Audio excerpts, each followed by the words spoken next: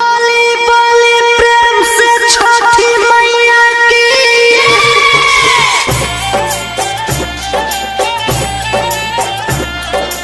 आप सुन रहे हैं सनी सरकार को। उगिए सूरज देवा होई गइल भोरवा, उगिए सूरज देवा होई गइल भोरवा, उगिए सूरज देवा होई गइल भोरवा। देखो खड़ा बानी हम यारत देवे खातिर हो उगी दीनानाथ, उगी उगिए सूरज देवा होई गइल भोरवा, उगिए सूरज देवा होई गइल भोरवा। देखो खड़ा बानी हम यारत देवे खातिर हो उगी दीनानाथ, उगी उगिए सूरज देवा होई गइल भोरवा, उगिए सूरज देव। डीजे अमित राज कमालपुर हाट।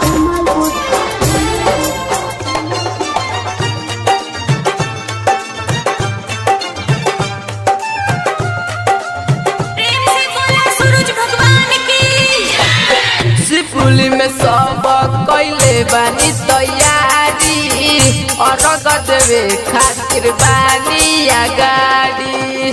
शिवपुली में सब कैले बानी तैयारी, अर्घ देवे खातिर बानी आगाड़ी। उगिया दीत हो ले लिया रग हो, उगिया दीत हो ले लिया रग हो।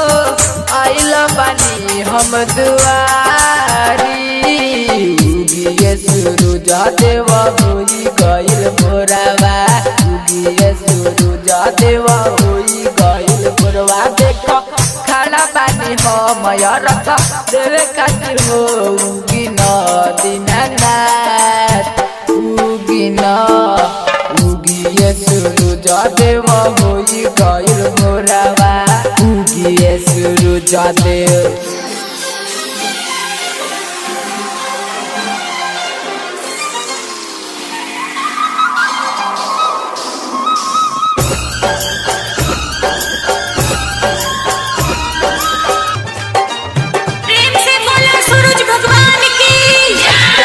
शिवपुली हम मंगैले बानी हो, अर्घ के सामान सरियले बानी हो।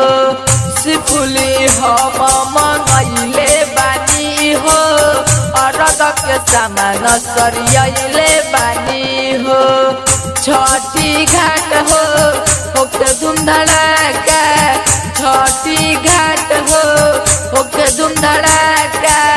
जहिया से चढ़ल कार्तिक हो, उगिए सूरज देवा होई गइल भोरवा, उगिए सूरज देवा होई गइल भोरवा। देखो खड़ा बानी हम यारत देवे खातिर हो उगी दीनानाथ, उगी उगिए सूरज देवा होई गइल भोरवा, उगिए सूरज देव। डीजे अमित राज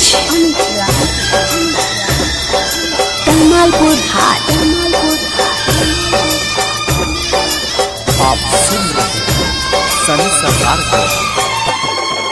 सोनी सरकार गावे छठ के भजनिया, लौक समनिस बजावे हो।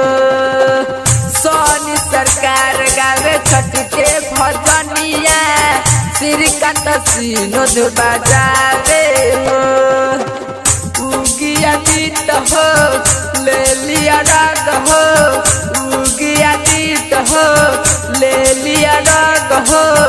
भइल भोरही के बेर, उगिए सूरज देवा होई गइल भोरवा, उगिए सूरज देवा होई गइल भोरवा। देखो खड़ा बानी हम यारत देवे खातिर हो उगी दीनानाथ, उगी उगिए सूरज देव होई गइल भोरावा उगिए सूरज देव होई गइल भोरवा देख खड़ा पानी हम अरग देवे खातिर हो उगी न दीनानाथ उगी न हसन रिकॉर्डिंग स्टूडियो देव होई गइल भोरावा उगिए सूरज देव